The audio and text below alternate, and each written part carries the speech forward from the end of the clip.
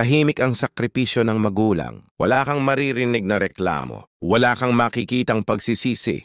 Wala silang hinihinging kapalit. Sa bawat patak ng pawis nila, may kinabukasang kanilang binubuo.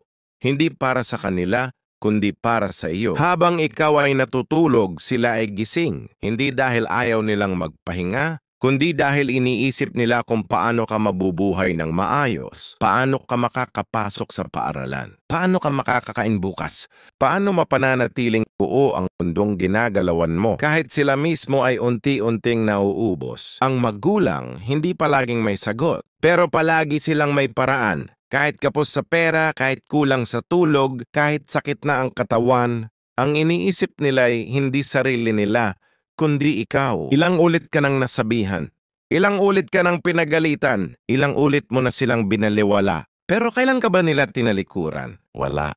Kasi ang pagmamahal ng magulang, hindi nakabase sa kung mabait ka. Hindi nakabase sa kung palagi kang sumusunod. Ang pagmamahal nila ay hindi kondisyonal. Mahal ka nila kahit hindi mo sila naiintindihan. Mahal ka nila kahit minsan ikaw mismo ang dahilan ng kanilang luha. Tahimik lang sila. Pero sa bawat katahimikan, may dinadala silang bigat na hindi mo kayang sukatin. Hindi nila pinapakita kung gaano sila nasasaktan. Hindi nila ipinaparamdam kung gaano sila napapagod. Dahil para sa kanila, hindi mo dapat pasanin ng bigat na binubuhat nila. At kahit hindi mo sila pasalamatan, hindi nila iyon hinahanap. Dahil para sa kanila, sapat na ang makita kang ligtas. Sapat na ang makita kang may kinabukasan. Sapat na ang malaman nilang nagiging mabuti kang tao. May mga gabing hindi sila kumakain para lang may maitabi para sa'yo. May mga panahong hindi sila bumibili ng damit para lang may pambili ng gamit mo sa paaralan.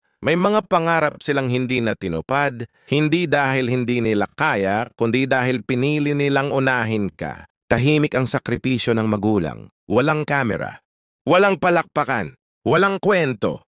Pero iyon ang pinakadakilang uri ng pagmamahal, yung hindi kailanman ipinagsigawan, pero ramdam mo habang ikaw ay lumalaki. Ilang ulit ka na nilang sinuklian ng kabutihan kahit wala kang ginagawa. Ilang ulit ka na nilang pinatawad kahit paulit-ulit kang nagkakamali. Ilang ulit ka na nilang inintindi kahit hindi mo man lang sila pinapansin. Minsan iniisip mo bakit ang higpit nila. Pero ang totoo, ang pagiging mahigpit ay hugis ng pagmamahal. Kung hindi ka nila mahal, hahayaan ka na lang nila. Pero dahil mahal ka nila, sinasalon nila lahat.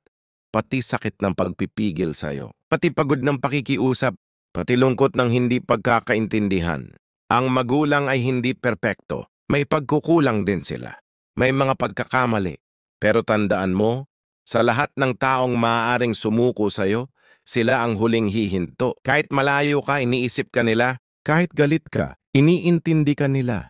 Kahit hindi mo sila naiintindihan, lagi silang naririyan.